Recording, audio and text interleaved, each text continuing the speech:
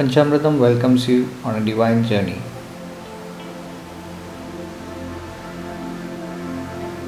As we continue our unfinished journey to Shreekhand Kailash, the path led us to Rampur Bus.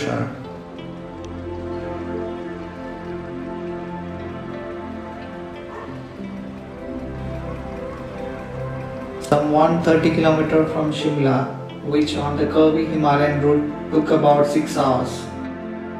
Reaching Rampur in the dark highland evening at 7:30, we decided to stay at the bus station lodging which was readily available. On the banks of river Sutlej, the rumbling Sutlej river could be heard flowing a few meters away. In olden days, Rampur was an aspiring business hub for traders from Tibet and Central Asia. A couple of kilometers away extended the many markets and offices which is now considered as the town of Rampur. We got mired up into this mystic travel by my co-traveler Shrikant from Kailash Manasarovar, organized by Ministry of External Affairs on 2014. While I inquired with Neeraj, he enthusiastically encouraged us to join with his friends Monty and friends who already decided to undertake this trekking on 13 July. We were elated by this news and accepted this proposal with great happiness. As we agreed upon, we reached Rampur on 10th so that we can get acclimatized to the certain elevation of highlands. Anyway, by this arrangement, we were left with 2 days at our hand, which we decided to spend on our exploration of Rampur. Sharan, which lays about 40 kilometers from Rampur, is popularly known as the gateway to Kinnaur. In the Busher dynasty, Sharan was their splendorous summer capital and Bhima Kali their royal deity. Bhim Kali temple is in Kakuni style, entirely made up of stone and wood with elaborate wood panels on the floor to ward away the penetrating cold. The main idol was worshipped on the first floor. We found the temple in serene silence and peacefulness, without any crowd. On the second thought, it was probably due to the present lack of means to travel and the dark, ominous weather pattern. At 7,500 feet, Sharan was cold and misty.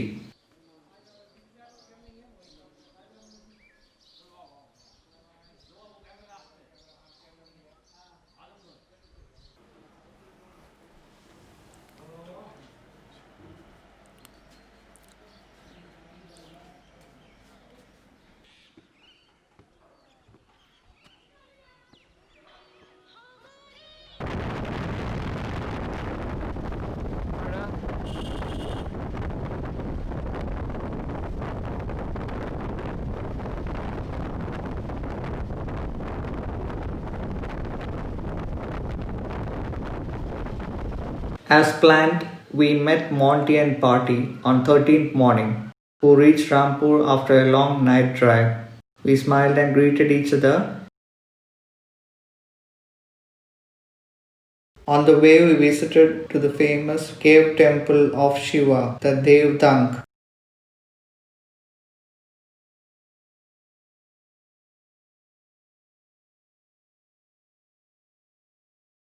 Inside a small rock-cut temple, there is a Shivalinga and Ganpati.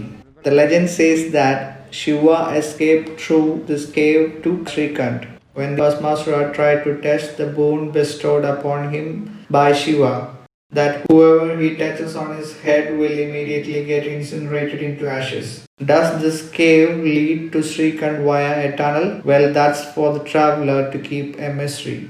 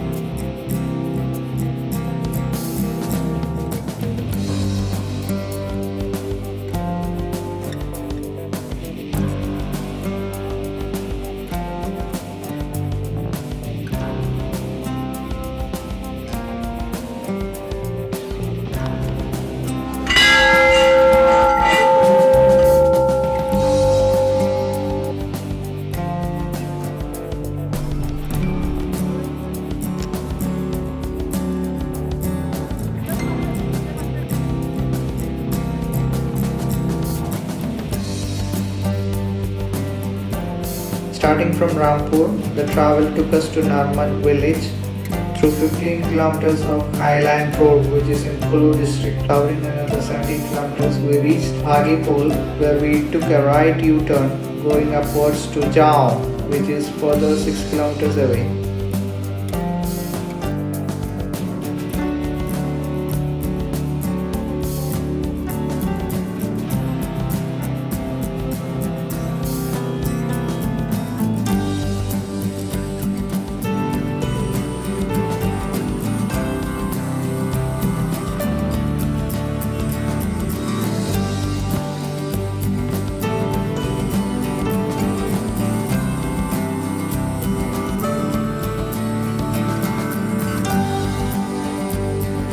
The road suddenly ends at Jao, and from where our eagerly awaited trekking starts. We must pack and carry all our essentials for the next 5 days.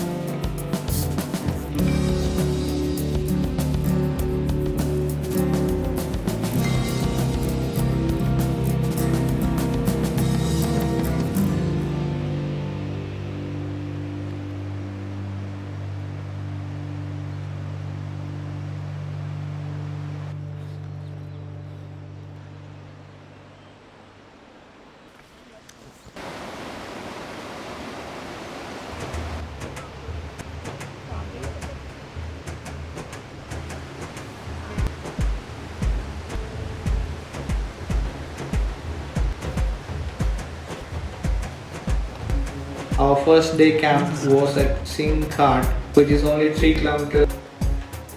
Where on the season time we can get food, water and shelter from many mandaras, langars run by different charitable trusts who provide these necessary basic needs to the revered seekers and weary pilgrims. The opening time for the pilgrim from Krishnashtami and will close after Janmashtami. This may suddenly change without any notice as the weather conditions may change drastically.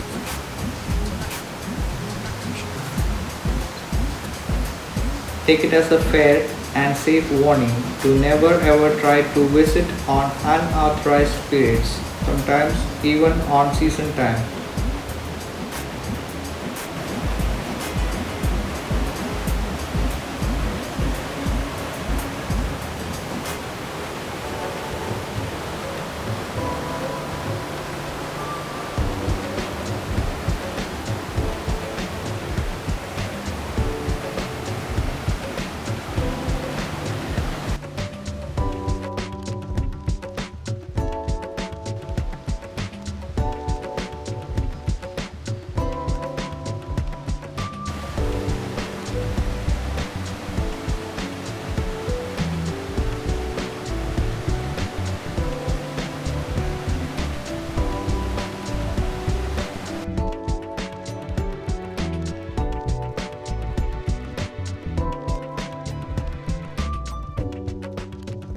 With all these difficulties, the infinite sense of fulfillment and the joy once we reach the pinnacle draws the seekers and adventurers to this mystic spot. The subtle and the gross meet here and the circle is complete.